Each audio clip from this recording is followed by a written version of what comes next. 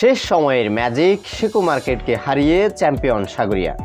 Sagaria sports academy জুনিয়রদের আয়োজনে football টুর্নামেন্টের ফাইনালে আজ মাঠে নামে শিকু মার্কেট ফুটবল একাদশ এবং সাগরিয়া জুনিয়র ফুটবল একাদশ।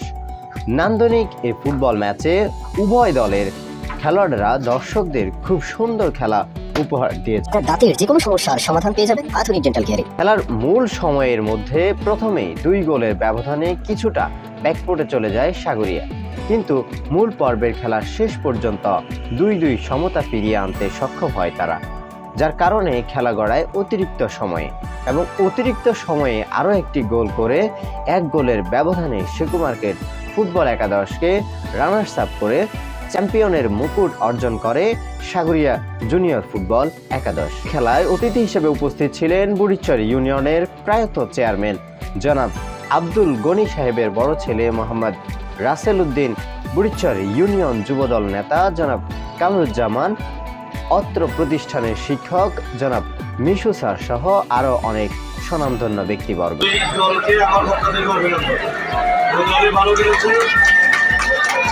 সবথেকে বড় বিষয় হচ্ছে আমি এই মাঠ থেকে খেলে হাতিয়ে বিভিন্ন প্রান্তে গেছি, নোয়াখালীতে গেছি, শ্বশুরহাট খেলছি, কোম্পানিগঞ্জে গেছি, এইটা পর্যন্ত খেলছি। আমি এই মাঠ খেলোয়াড় হয়ে আমি হাতিয়ার বাইরে নোয়াখালীর বাইরেও কুমিল্লা করেছি।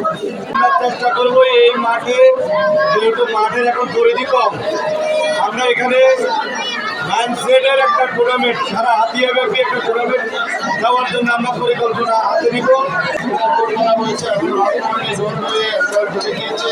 আমাদের যে আমাদের সাথে গিয়েছেন তাদেরকে অভিনন্দন, শুভেচ্ছা এবং যে হেরে গিয়েছে এটা হারা না, এটা পরাজিত না, এটা সমানে সমানে ফাইট করেছে, ভালো খেলা হয়েছে এবং তাদেরকে অভিনন্দন এমন করেছে।